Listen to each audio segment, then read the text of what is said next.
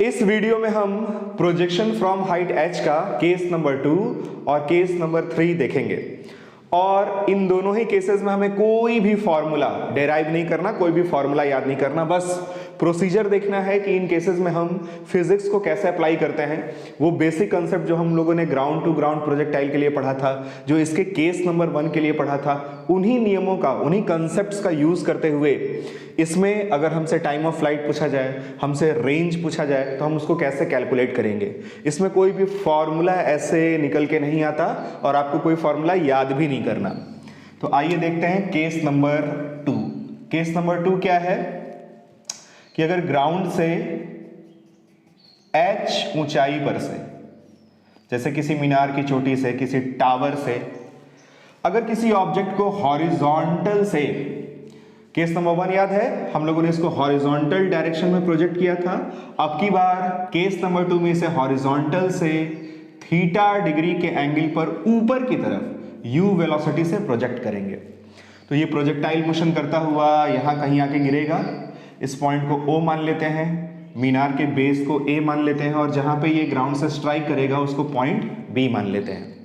इसके मोशन को एनालाइज करने के लिए आप इसको x एक्सिस और इसको y एक्सिस एज्यूम कर सकते हैं। अब इसमें अगर हमसे पूछा जाए कि भाई O से B तक का आप टाइम बताओ, यानी टाइम ऑफ फ्लाइट बताओ, उसी तरह से ये मीनार की आधार से कितनी दूर जाकर गिरेगा, ये रेंज बताओ। इसको कैलकुलेट करने का जो प्रोसीजर है उसको आप बहुत ही ध्यान से देखिए। सबसे पहले हम क्या करेंगे, इसमें इसके वेलोसिटी का कंपोनेंट करेंगे। हॉरिजॉन्टल कंपोनेंट आएगा u cos थीटा और वर्टिकल कंपोनेंट होगा u sin थीटा। जैसे ही इसको फेंकेंगे, इसके पूरी जर्नी में सिर्फ इस पे एक ही एक्सेलरेशन काम करेगा, वो होगा एक्सेलरेशन ड्यू टू ग्रेविटी, यानी कि g की डायरेक्शन वर्टिकली डाउनवर्ड होती है। इसका हॉरिजॉन्टल डायरेक्शन में चाहे इधर कोई भी कंपोनेंट नहीं होगा, इसलिए इस एक्सेलरेशन ड्यू टू ग्रेविटी का वेलोसिटी के हॉरिजॉन्टल कंपोनेंट यानी कि u cos थीटा पर कोई भी इफेक्ट नहीं पड़ेगा। तो ये पूरी अपनी जर्नी में हॉरिजॉन्टल डायरेक्शन में एक समान चाल u cos थीटा से मोशन करेगा। इसको आप फील भी कर सकते हैं। अगर आप ऊपर से ऐसे लाइट लगा दें तो जब ये ऑब्जेक्ट यहाँ होगा उसकी शेडो यहाँ बनेगी, जब ऑब्जेक्ट यहाँ होगा उसकी शेडो यहाँ बनेगी, जब ऑब्जेक्ट यहाँ होगा उसकी शेडो यहाँ बनेगी और जब ऑब्जेक्ट यहाँ होगा तो उसकी शेडो भी वहीं बनेगी। तो रियली में प्रोजेक्टाइल यहाँ से यहाँ जाएगा तो उसकी शेडो यहाँ से यहाँ जाएगी। और किस वेलोसिटी से? u cos थीटा से। कैसी होगी वेलोसिटी? एकदम यूनिफॉर्म। तो कभी फॉर्मूला लगाना पड़ा तो हम कौन सा फॉर्मूला लगाएंगे? चाल बराबर दूरी बटा समय, speed is equal to distance over time.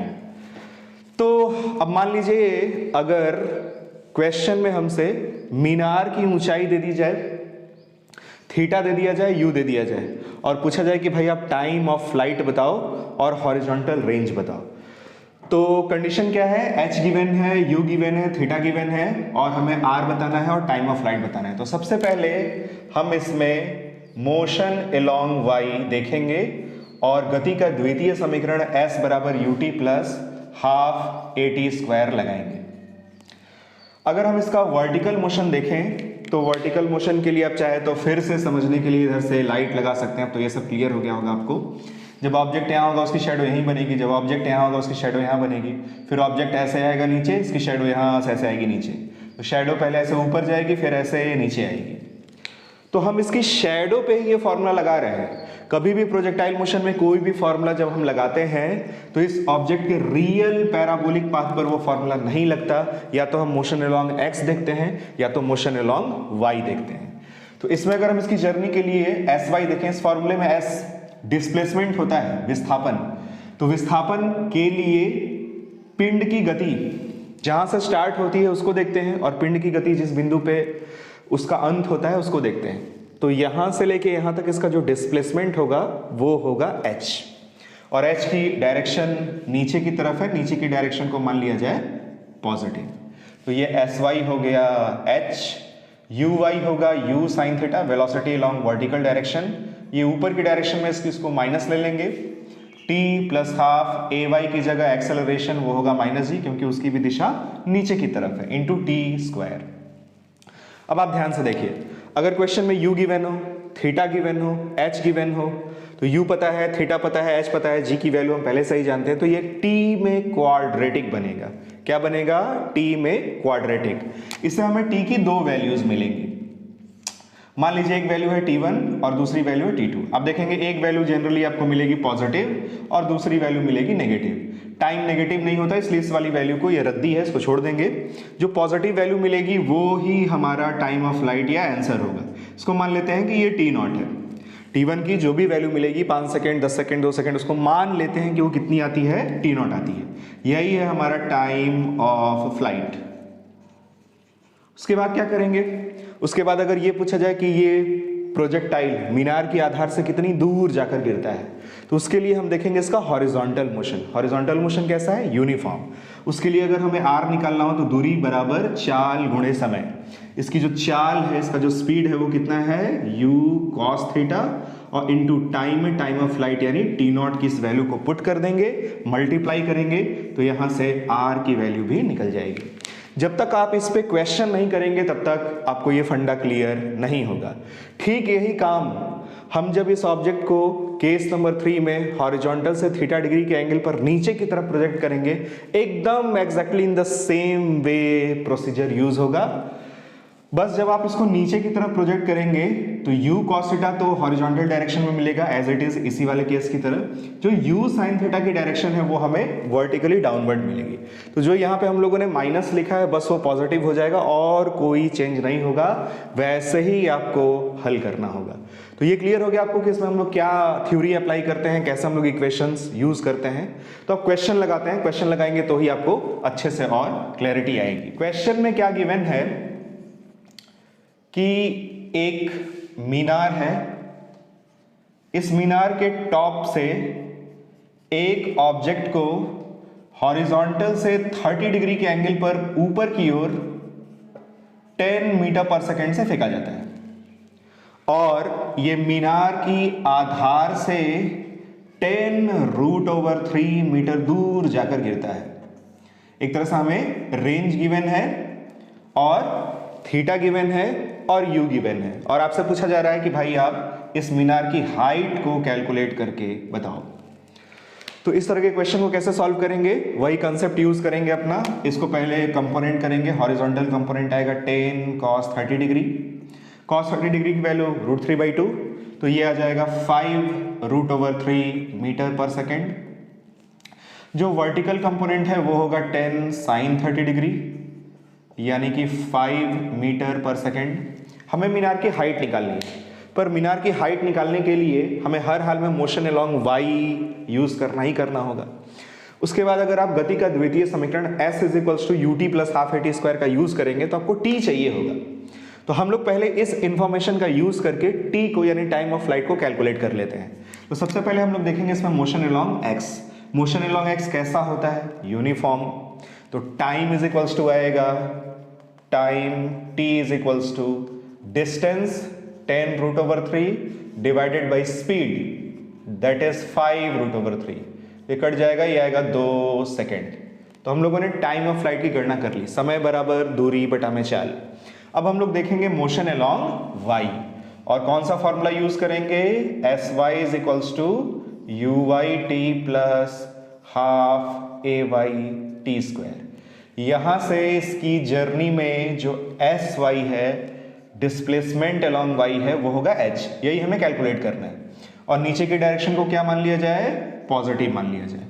uy की वैल्यू होगी 5 मीटर पर सेकेंड, पर उसकी डायरेक्शन देखिए ऊपर की तरफ है, इसलिए आएगा -5 इंटू टाइम हम लोगों ने पहले ही कैलकुलेट कर लिया है 2 सेकेंड, प्लस हाफ ay की जगह g की जगह 10 metre per second square positive में लेंगे क्योंकि उसकी जो डायरेक्शन है वो नीचे की तरफ होती है। t की वैल्यू 2 का स्क्वायर हो जाएगा 4। तो h = आएगा -10 और ये आएगा +20 और 20 - 10 ये आ जाएगा 10 मीटर, यानी मीनार की जो हाइट है वो होगी 10 मीटर। तो क्लियर हो गया आपको, इसमें हम लोगों ने कैसे टाइम ऑफ फ्लाइट निकाला, फिर मीनार की हाइट को कैलकुलेट किया। अब अगला क्वेश्चन देखते हैं। अगले क्वेश्चन में भी ऐसा ही कंडीशन है। अगले क्वेश्चन में क्या कहा जा रहा है, फिर से एक मीनार है और इस मीनार की टॉप से वर्टिकल से हॉरिजॉन्टल से नहीं, वर्टिकल से 60 डिग्री के एंगल पर 20 मीटर पर सेकेंड से किसी ऑब्जेक्ट को फेंका जाता है और ये 5 सेकेंड के बाद, आफ्टर 5 सेकेंड्स ग्राउंड को स्ट्राइक करता है, ग्राउंड को हिट करता है। तो एक तरह से हमें टाइम ऑफ फ्लाइट की वैल्यू दे दी गई है कितनी, 5 सेकेंड। हमें इसमें हॉरिजॉन्टल रेंज भी निकालना है कि ये मीनार के आधार से कितनी दूर जाकर गिरेगा, और इसमें हमें height of the Minar, height of the tower, ये भी निकालना है। तो देखिए, अगर वर्टिकल से 60 डिग्री का एंगल बनेगा तो हॉरिजॉन्टल से 30 डिग्री का एंगल बनेगा। चाहे तो आप यहां से भी रिजोल्यूशन कर सकते हैं। अगर आप इसमें रिजोल्यूशन करेंगे तो 20 cos 60 डिग्री ऊपर और 20 sin 60 degree along horizontal component मिलेगा। या अगर इस एंगल को 30 डिग्री मानकर रिजोल्यूशन किया जाए तो उससे भी हमें सेम वैल्यू मिलेगी, उससे कोई फर्क नहीं पड़ता। तो 20 का इस डायरेक्शन में कंपोनेंट आया 20 cos 30 डिग्री, यानी कि ये आएगा 10√3, और वर्टिकल डायरेक्शन में जो कंपोनेंट होगा ये होगा 20 sin 30 degree, that is 10 metre per second. तो अब इसमें सबसे पहले since time of flight given है तो हम लोग इसमें मोशन अलोंग एक्स देखते हैं। मोशन अलोंग एक्स कैसा होता है, यूनिफॉर्म। तो इसमें अगर हमें दूरी यानी आर निकालना हो तो distance R is equals to दूरी बराबर चाल गुणे समय। चाल कितना है 10√3 और समय कितना है 5, तो ये आएगा 50√3 मीटर। 50√3 की वैल्यू 1.732 होती है।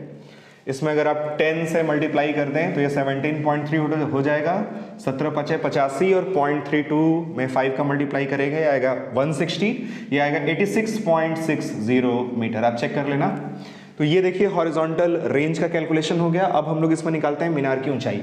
मीनार की ऊंचाई कैलकुलेट करने के लिए वंस अगेन हमें मोशन अलोंग y देखना होगा और गति के द्वितीय समीकरण का यूज करना होगा। sy = uy_t + ½ ay_t²।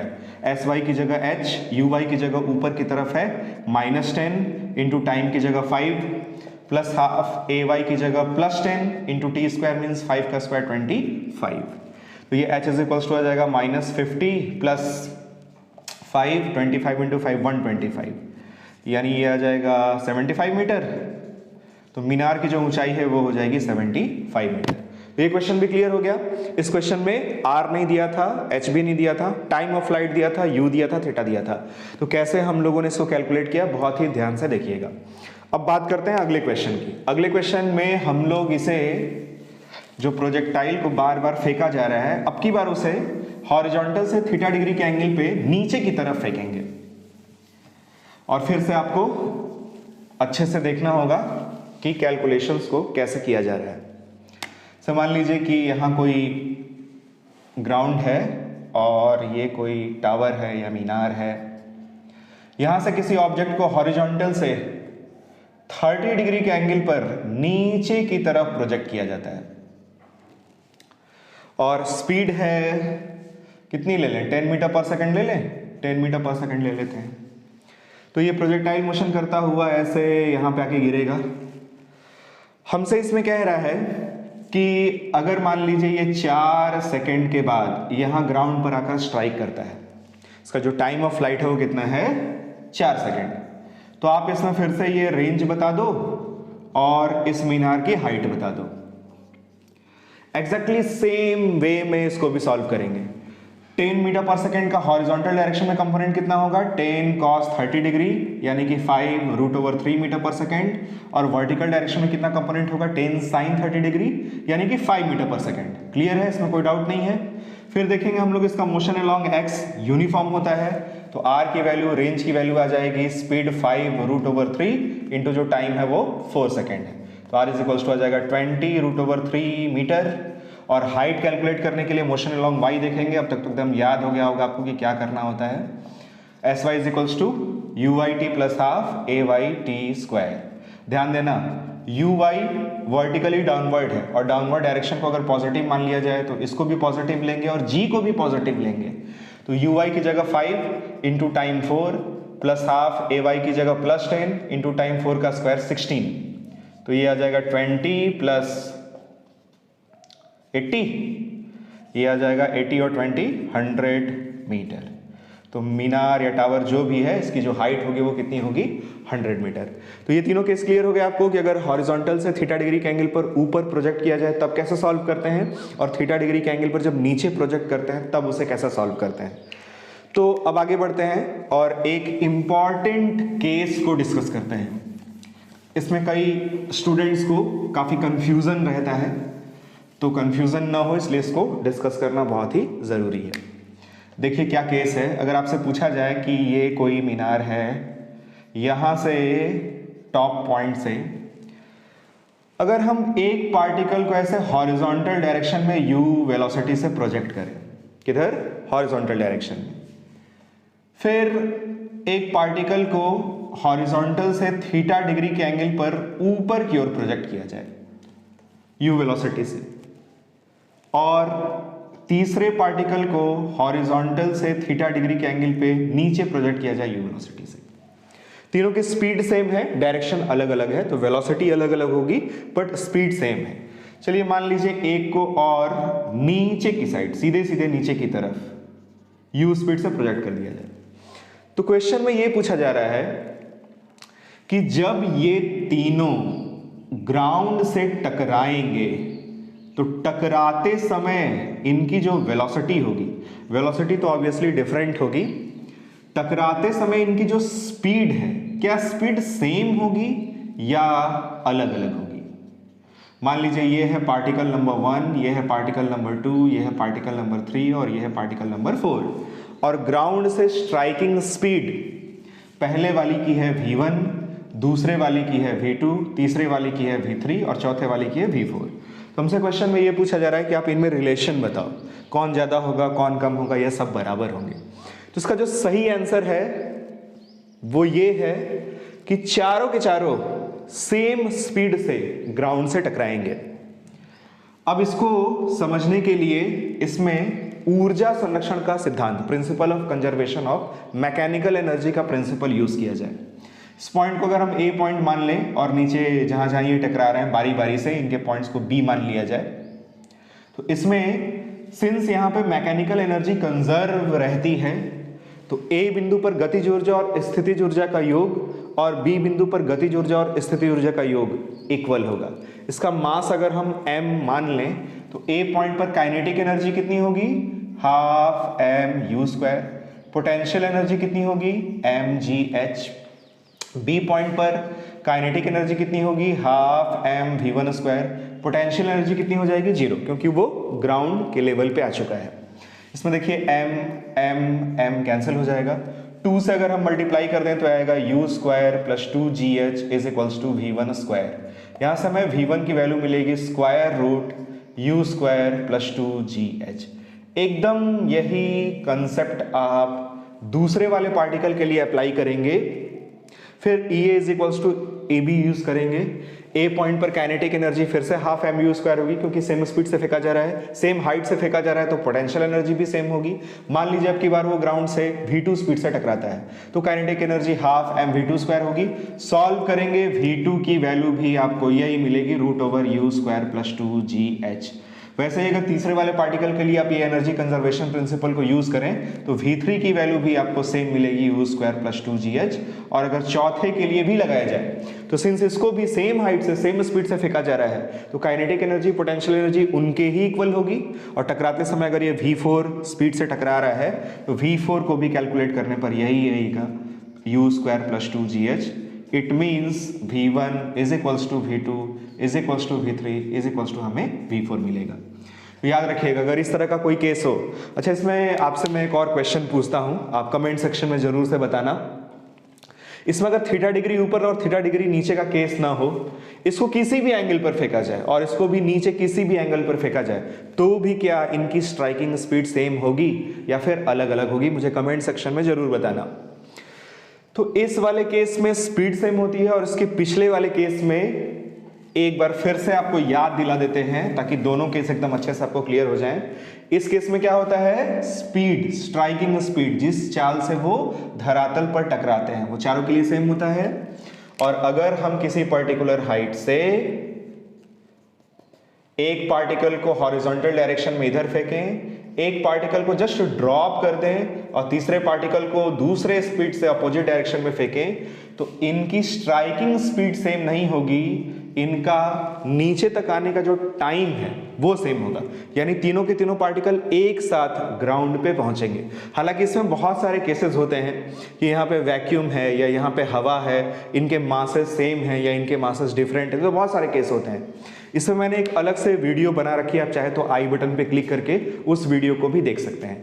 तो इस वीडियो में इतना ही रहने देते हैं। अब अगले वीडियो में बंदर वाला बहुत ही इंपॉर्टेंट और इंटरेस्टिंग केस को देखेंगे।